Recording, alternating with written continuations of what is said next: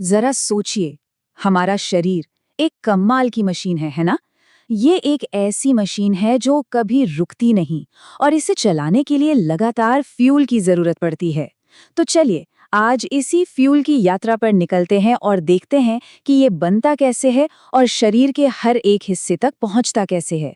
तो सवाल ये उठता है कि जो खाना हम रोज खाते हैं वो हमारे हर काम की मतलब चलने, सोचने, यहाँ तक कि सांस लेने की ताकत में आखिर बदल कैसे जाता है। आइए इस शानदार प्रक्रिया को समझने के लिए शरीर के अंदर चलते हैं एक छोटी सी सैर पर। ठीक है, तो हमारी इस यात्रा का पहला स्टॉप है शरीर का प्रोसेसिंग प्लांट। जी हाँ, हमारा पाचन तंत्र। यहीं से वो सारा काम शुरू होता है जहां भोजन को ईंधन में बदला जाता है। तो जैसे ही खाना हमारे आमाशय यानी पेट में पहुंचता है, उसे छोटे छोटे टुकड़ों में तोड़ने का काम शुरू हो जाता है। पर पेट ये काम अकेले नहीं करता। इसके दो बहुत जरूरी साथी यकृत और अग्न्याशय फौरन एक्शन में आ जाते हैं। यकृत कुछ खास केमिकल बनाता है तो अग्न्याशय जरूरी एंजाइम मिलाता है। ये एक बेहतरीन टीम वर्क है जिसका एक ही मकसद है, भोजन को पोषक तत्वों में बदलना। और पता है, इस टीम का एक स्टार प्लेयर भी है पित्तरस। इसे यकृत बनाता है और इसका सबसे बड़ा काम है वसा यानी फैट्स को घोलना। आप ये समझिए कि इसके बिना हमारे शरीर के लिए घी या तेल जैसी चीजों से एनर्जी निकालना लगभग नामुमकिन हो जाएगा।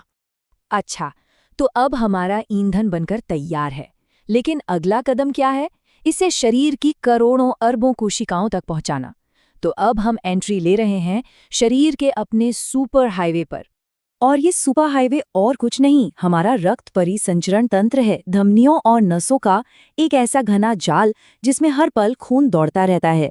सच कहूं तो ये खून ही हमारे शरीर का अल्टीमेट डिलीवरी सिस्टम है, जो पोषक तत्वों और ऑक्सीजन को शरीर के हर छोटे बड़े कोने तक पहुंचाता है। इस सुपर हाईवे पर ना दो तरह के वर्कर्स हमेशा काम पर रहते हैं। एक है लाल रक्त कोशिकाएं यानी आरबीसीज, जो डिलीवरी ट्रकों की तरह हैं। इनका काम है ऑक्सीजन और पोषक तत्वों का कीमती सामान लेकर चलना। और दूसरी तरफ है श्वेत रक्त कोशिकाएं यानी डब्ल्यूबीसीज, जो हमारी सिक्योरिटी फोर्स हैं। इनका मिशन है बैक्टीरिया और वायरस जैसे घुसपैठियों को पहचानना और उनसे लड़ना। तो डिलीवरी तो हो चुकी है, अब वक्त है उस ईंधन को इस्तेमाल करने का।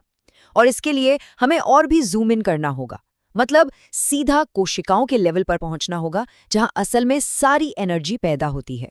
हर कोशिका के बीच में होता है उसका कंट्रोल सेंटर, जिसे हम केंद्रक या न्यूक्लियस कहते हैं।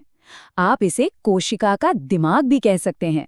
कोशिका को चलाने का पूरा ब्लूप्रिंट यहीं रखा होता है और सारे कमांड्स भी यहीं से जारी होते हैं कि क्या करना है और कब करना है। अब केंद्रक के ऑर्डर्स को पूरा कौन करता है? वो है राइबोसोम। इन्हें आप कोशिका की छोटी छोटी फैक्ट्रियां समझिए।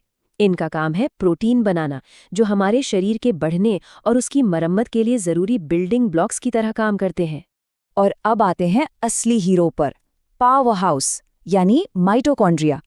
यही कोशिका का पावर प्लांट है। खून से मिले पोषक तत्वों को लेकर ये उसे ऐसी एनर्जी में बदल देता है जिसे शरीर इस्तेमाल कर सके। हमारे शरीर की सारी शक्ति यही बनती है। अब देखिए, जहां इतनी फैक्ट्रियां और पावर प्लांट होंगे, वहां थोड़ा बहुत कचरा तो जमा होगा ही। तो यही काम आते हैं लाइसोसोम्स। ये कोशिका की सफाई और रीसाइक्लिंग टीम है। इनका काम है पुराने और बेकार हिस्सों को तोड़कर कोशिका को एकदम साफ और फिट रखना। ठीक है, कोशिका के अंदर की सफाई तो हो गई, लेकिन इस पूरी प्रोसेस में जो वेस्ट पूरे शरीर में बनता है, उसे बाहर निकालना भी तो उतना ही जरूरी है। तो अब हम पहुंच गए हैं अपनी यात्रा के आखिरी पड़ाव पर, शरीर के क्लीनअप सिस्टम पर। होता क्या है कि जब शरीर एनर्जी इस्तेमाल कर लेता है तो खून में कुछ बेकार पदार्थ भी घुल जाते हैं, और अगर ये शरीर में जमा होते रहें तो ये जहरीले भी बन सकते हैं। इसलिए खून की लगातार सफाई बहुत बहुत जरूरी है। और ये बड़ी जिम्मेदारी निभाते हैं हमारे वृक्क यानी किडनी। ये शरीर के मास्टर फिल्टर हैं। ये हमारे पूरे खून को दिन में कई कई बार छानते हैं, उसमें से कचरा अलग करते हैं और साथ ही शरीर में पानी का बैलेंस भी बनाए रखते हैं। तो देखा जाए तो ये हमारे शरीर का एक एकदम परफेक्ट साइकिल है। पाचन ईंधन बनाता है, सर्कुलेशन उसे हर जगह पहुंचाता है, कोशिकाएं उस ईंधन का इस्तेमाल करती हैं और उत्सर्जन तंत्र पूरे सिस्टम को साफ कर देता है। हर हिस्सा एक दूसरे के साथ इतने बढ़िया तालमेल में काम करता है, कमाल है। ये सब कुछ जानने के बाद मन में एक बहुत बड़ा सवाल आता है कि जीवन को चलाए रखने के लिए इतना जटिल और इतने सटीक तालमेल वाला सिस्टम आखिर विकसित कैसे हुआ। सोचने वाली बात है ना, है ना?